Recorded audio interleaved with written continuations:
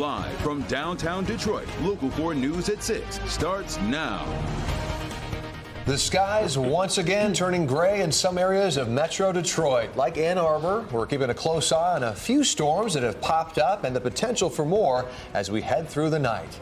Thanks so much for joining us at 6. I'm Ty Steele. Good evening, everybody. I'm Karen Drew in for Kimberly Gill this evening. Conditions are right for some inconvenient weather, and we are still dealing with the haze from those Canadian wildfires. Forewarned meteorologist Brian Sherman is here with Exact Track 4D radar. And Brian, you've been seeing some storms popping up in Livingston and Washtenaw counties. Yeah, a few showers or an isolated thunder shower, Ty and Karen, starting to develop west of Metro Detroit. But so far this afternoon into this evening, it really has not been a very active picture. I've got lightning turned on here. No lightning showing up as of right now, but a few showers southwestern Washtenaw County and a few showers moving into southern portions of Livingston County. Outside of that, these showers southwest to northeast, so we'll keep the chance of showers and a few thunderstorms into the forecast through the evening and overnight hours tonight. Tower cam from our Southfield tower cam, still plenty of haze thanks to the smoke from those Canadian wildfires sticking around for much of the day today.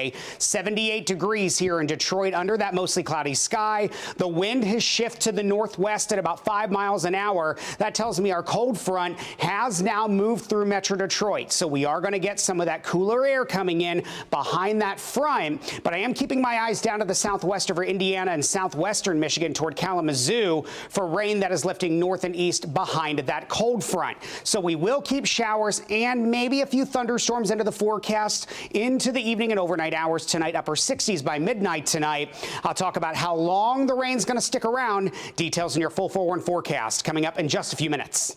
Good, Brian. Thank you. Caught on camera, it's a bizarre crime that has some neighbors across St. Clair Shores talking and staying alert tonight. And it's all about what police say the man in this video was taking in the early morning hours. He's accused of actually stealing, of all things, a large decorative planter. We're going to bring in Local 4's Damon Fernandez on this one. You've been looking into this case. Yeah, talk about bizarre. It's an unusual theft crime, but it did happen. And now police are sharing this video right here, hoping someone can help identify the guy before it happens again.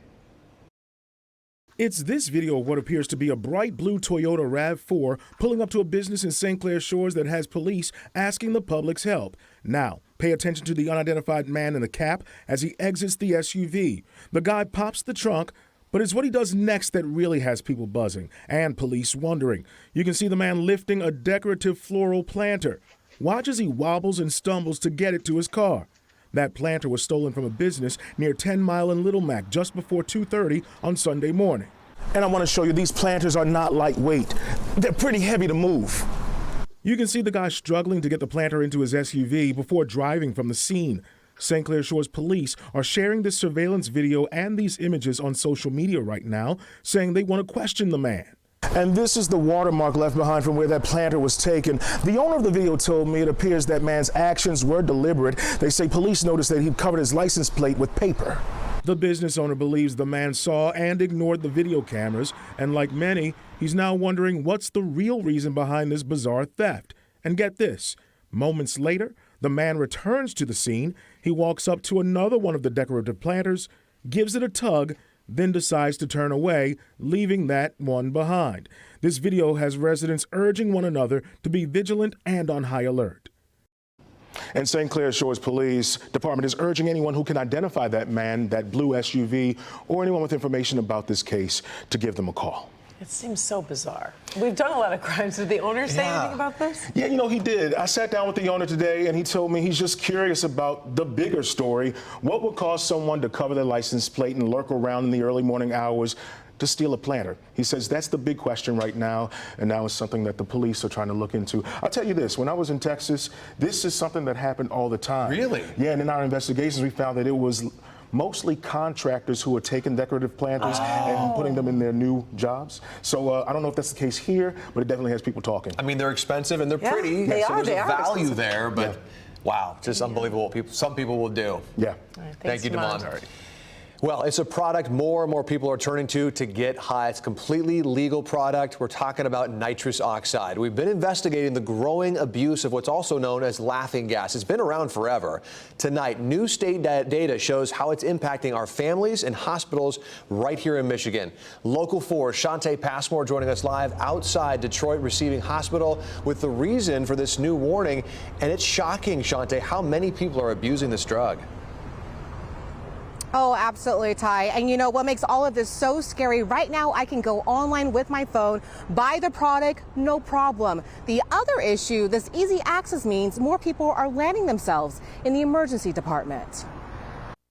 The use of nitrous oxide on the rise. It looked like a war zone. It did. There were hundreds and hundreds of empty canisters. Local 4 has profiled how the product known as laughing gas is impacting families. Now the battle zone is moving towards hospitals. So I think we're really only seeing the tip of the iceberg here from our poison center data. New numbers from the Michigan Department of Health and Human Services show what's happening as a result of a quick hit that's often cheap and easy to find. This, despite a 2024 state law prohibiting the sale of objects specifically designed for recreational nitrous oxide use. Between 2019 to 2024, calls to the Michigan Poison and Drug Information Center involving recreational nitrous oxide use and its adverse health effects increased by 533%. EMS responses increased by 553%. Emergency department visits also jumped by 757%. From healthcare workers to health officials, the fact that it's legal doesn't mean it's a safe endorsement for usage. It's especially targeting youth with the flavoring and the marketing. So that's a huge concern as well. Chronic use may lead to dangerous side effects. We see folks not uncommonly who are young in their early 20s, say, with the inability to walk even across the room. We're seeing folks in the ICU from the clotting disorders that nitrous oxide. Other outcomes include strokes, heart attacks, personality disorders, and death. It's probably one of the worst things that you could do for yourself. I mean, it just kills your brain cells like right away. The warning to nitrous oxide users: get help if you're feeling these side effects. And so these numbers partly show just how much this is affecting our community. If you've got questions, concerns, need help, or know someone that does, we actually have information ready to go for you right now on clickondetroit.com. We're live right now reporting near Detroit Receiving Hospital. I'm Shantae Passmore, Local 4. Shantae, do experts believe this recent data really shows the whole picture of abuse? Well, Ty, as staggering as it was to just hear some of those numbers I just rattled off, here's the thing. Experts believe there's a bit of underreporting. Well, why is that? Right now, there's no official way to screen for the drug. There's no blood test. So right now, all of our data is relying on symptoms and self-reporting. Yeah, Shantae, great reporting. Thank you. And here at Local 4, I've been investigating the explosion of nitrous oxide abuse in Michigan. And I recently spoke with a mother who's battling for tougher laws in the state after losing her son following his addiction to nitrous oxide. So scan the QR code on your screen right there to watch her story. It also features the insights of a Wayne State University expert who's done some extensive research on the rise of nitrous oxide misuse right here in Michigan. A man from Westland is facing a long prison sentence after a jury found him guilty of attempting to support ISIS. Evidence from a 5-week trial revealed Aus Mohammed Nasser tried to provide support to ISIS in the form of personnel services between 2011 and 2017. He also tried to join ISIS abroad in 2012, but was denied boarding on 2 separate flights, first in Detroit and then in Chicago. Now, when that didn't work, he shifted to domestic support, engaging in online propaganda and experimenting with explosives. He faces up to 20 years in prison for supporting a terrorist organization and up to 15 years for having a destructive device. A mother from West Bloomfield is facing a criminal charge tonight, accused of bringing a gun to a daycare center. This happened back on May 14th at a child care center in Royal Oak. The mother dropped her 3-year-old off and then handed staff a backpack that was supposed to contain a snack for the kid. But inside the bag, an employee found a loaded handgun, loaded. They immediately called police. The mother's explanation was that she put the gun in the backpack so she'd have it with her while walking from the car to the daycare center and then back again. But she claims she forgot to remove it before handing over the bag. The woman's charged with misdemeanor reckless use of a firearm, punishable by 90 days in jail and a $500 fine. Oakland County prosecutor Karen McDonald says failing to secure a gun around a small child could lead to tragedy. She's commending the employee who called police and handled that right away. The impact of President tariffs will soon be felt by many of you. As of today, U.S. tariffs on steel and aluminum doubled to 50%. Now, while some are praising the action, others are worried what this will do to household budgets. Here's Help Me Hank, our consumer investigator tonight. Whether you are in the market for a new car, maybe you're just buying groceries, or you need to buy a new iPhone, tonight we are talking tariffs. How much more you will soon be paying, and also when you'll be paying more. The hike from 25 to 50% on aluminum and steel tariffs, President Trump's latest move in his ongoing trade war.